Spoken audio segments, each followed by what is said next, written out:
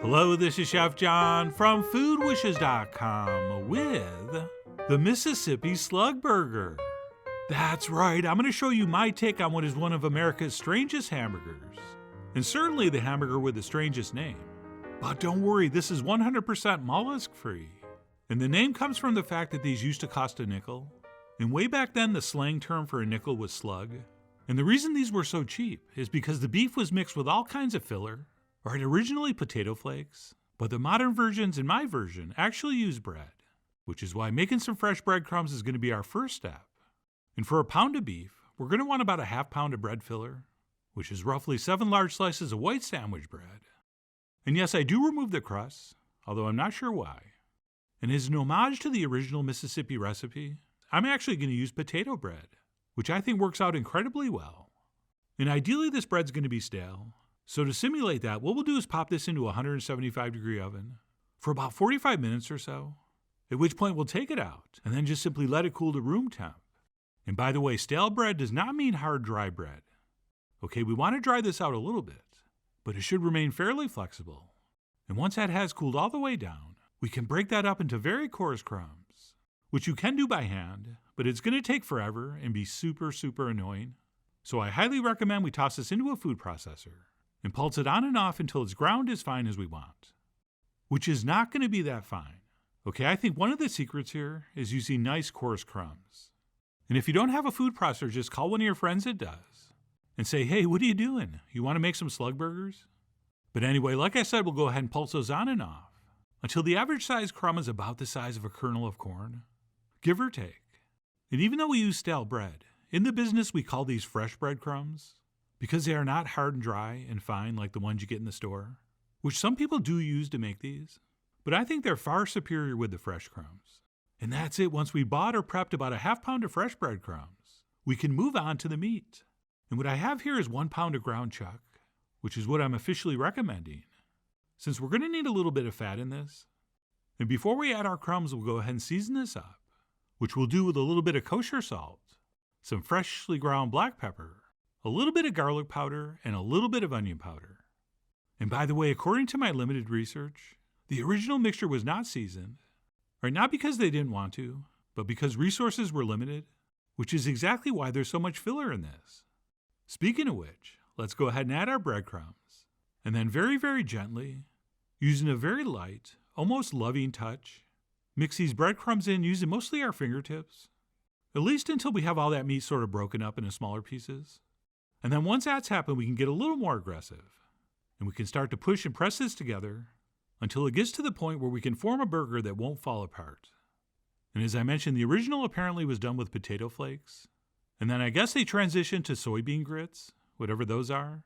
And then like I said, the modern versions mostly use bread, although some people use cornmeal, but I've tried cornmeal and beef patties in the past, and they are not good. So as I already mentioned, these fresh breadcrumbs are my top choice. But anyway, if you want to try some of those other options, go ahead. I mean, you are, after all, the Phyllis Diller of your slug burger filler. But no matter what you use, I think we want to go with about 2 parts beef to 1 part filler by weight. And that's it. Once we have this mixed up, we can go ahead and start forming patties, which is going to be a lot easier if you dampen your hands with a little bit of water first, which will prevent this stuff from sticking to your fingers. And I'm going to form 6 patties out of this batch, which is going to give us about a 1/4 pound slug burger, which I think is the perfect portion. And once these have been formed, we can go ahead and cook these right away, or we could pop them in the fridge until we're ready. And by the way, these freeze really well, but I'm starving, so I'm going to cook one up right now, which I'm going to do in about 1/4 to a 1/2 inch of vegetable oil that I got hot over medium-high heat. And once I place that in, I like to turn my heat down to medium, at which point we're going to cook this for about 3 to 4 minutes per side, or until it's beautifully browned and extremely crusty. And from what I hear, these are often deep fried, which would be really good, but I don't think I'm going to fire up the fryer for just a burger or two. But I'm more than happy to shallow fry one like this. And after 3 or 4 minutes, or however long it takes for that first side to get nice and browned, we'll go ahead and flip that over. And very important, when we have this much oil in the pan, we always want to do this with 2 utensils, right? The flipper and the catcher, so we have a nice soft landing.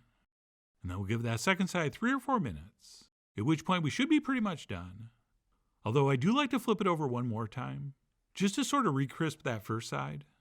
Because the Slugburger is all about the texture, and I'm going for maximum crustiness. And no, we're not trying to catch these at a perfect medium rare, or even a medium. Okay, if we're doing pure Kobe beef burgers, I'm totally with you on the medium rare.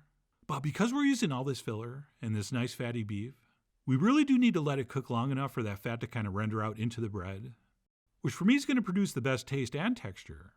And that's it. Once we determine our Slugburger is done, we'll go ahead and plate that up in the classic method on a regular burger bun, garnished with nothing more than mustard and pickles. Plus, and I really love this part, these are traditionally garnished with a little sprinkling of chili powder and or cayenne. Hey, wait a minute. Did I invent this burger in a previous life? But anyway, we'll go ahead and generously cayenne the top. And our Mississippi Slugburger, or at least my version, is ready to enjoy. And while we are sacrificing beef content here, that is more than made up for by the extraordinary texture of this thing, which is extremely crusty and very addictive. Having said that, there's still more than enough beef here to make this taste like an actual hamburger. So it's not just like you're eating fried starch.